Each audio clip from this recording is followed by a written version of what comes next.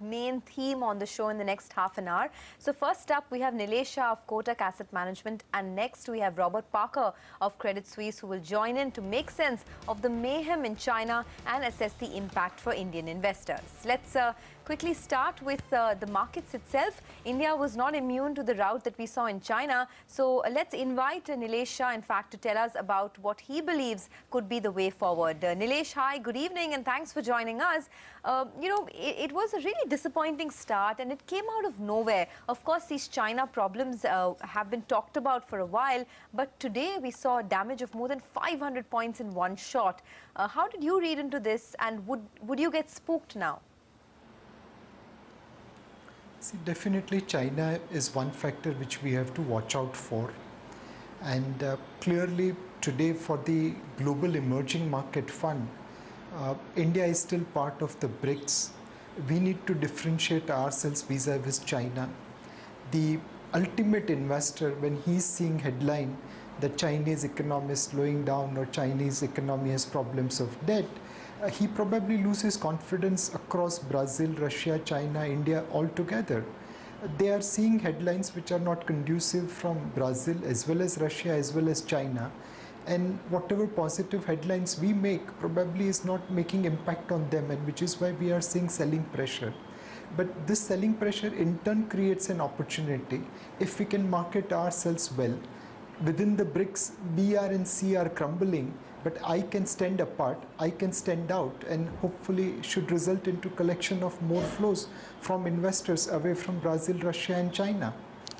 Nilesh, hi. So we are getting into bad company, right? I mean, BRICS was a good term 5 years back, not anymore. Time to take eye out of this and maybe get into some other group.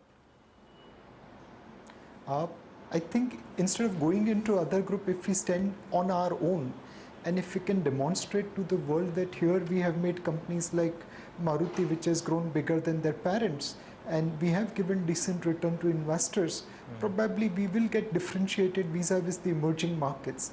And in fact, we have differentiated ourselves vis-a-vis emerging markets in last 3 years, where we have delivered positive return, whereas emerging market is negative. So this last 3 years track record should be highlighted more to create a differentiation. Sure, that point is taken. Now on a more serious note then, Nilesh, the story of 2015 was, especially the second half, FI outflows and a lot of domestic money flowing in through the mutual funds and insurance companies. Do you think that's at risk now, especially if our markets go back and break the previous low at the index level? Do you see that kind of panic then resulting in the domestic flows also slowing down? We have plan A and plan B over here. So let's talk about plan A, which is the domestic flows. Now, typically in the fourth quarter of financial year, we always receive more flows from the insurance. They get almost 35 to 40% of their business in that quarter.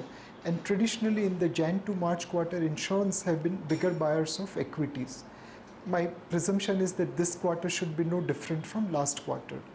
Now, if the equity market continues to fall, certainly there will be an impact or slowdown in the domestic flows. Last year, mutual fund invested more than 72,000 crore into equity markets, and certainly they haven't met the expected return. So if they foresee that there will be more volatility or downside in the market, probably the intensity of this flow will slow down a little bit. It will not reverse for sure, but certainly there could be a potential slowdown if our markets fail to deliver expected return to the investors. So what would your advice be to a lot of the retail investors or long-term investors who are watching this screen now, Nilesh? What should the equity allocation strategy or asset allocation strategy be for an average investor in 2016? For the passive investor, we have been recommending, and we will still recommend, SIP into multi-cap and large-cap funds. Yes, markets will be volatile, they'll go up and down, but whatever is happening in China, whatever is happening in rest of the emerging market, in some sense is positive for India over medium to long term. The Chinese slowdown will lower the commodity prices even more. We are net importer of commodities, so eventually we will benefit from this correction. If we see the oil price correction itself, we would have probably saved about $70 to $80 billion from the top of the oil price correction. And if India was a company and we would have saved that $80 billion and we multiply that with whatever P ratio, you can imagine, a significant value creation happening. So to the retail investors, my recommendation will be, if you're a passive investor, please do SIP and don't worry about the volatility. Keep the faith on India growth story. If you are active investor, then you can follow asset allocation strategy depending upon your views on different asset classes as well as your portfolio. So either be an SIP investor or follow asset allocation depending upon your asset portfolio and view on the market. Nilesh, if I were to play the devil's advocate to your argument, again, for India as a company, we haven't done much in terms of, having investor confidence in terms of, say, top-line growth. We've seen this earnings, the anemic earnings recovery continue all through the last year. There's a chance that that's going to continue for 2 or 3 quarters. So why should an investor choose a market like India over any other market? Absolutely, Anuj, you are absolutely right in saying that in last 12 months we haven't shown any definitive earnings growth. However, let's make some concession from at least a positive point of view. A lot of our earnings growth is negative because PSU banks are providing for NPS. These NPS weren't created last year. They were created over many years but are now being provided for. We also saw some of one-off events in pharmaceutical sectors which has resulted into earnings getting down in those sectors. If I take this kind of one-off events in pharma sector, in banking sector, and also a little bit of commodity sector out, because there we have seen an exceptionally lower prices, then the rest of the economy is still delivering about 8 to 10% earnings growth, which is nothing exceptional. But there is 8 to 10% earnings growth coming in non-commodity sector, non-PSU banks, one-off events in pharma sector, which in today's scenario where your nominal GDP is lower than real GDP is reasonably okay. More importantly, we are building a foundation. Today we have fiscal deficit which is under control, we have trade deficit which is under control, we have inflation which is under control, we have room to cut interest rates, our currency has been remarkably stable vis-a-vis our peers. So on a macro point of view, we have created foundation. Yes, it has taken 12, 24 months to build that foundation, but if you now give time, hopefully we will build a bigger building than Burj Al Khalifa. Okay, well, we hope so. That we've been very patient. That's not played out just yet, but hope springs eternal, right?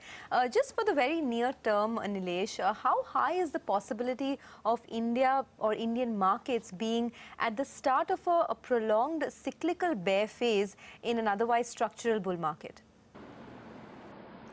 I don't think so. We should be using this correction to define bear market.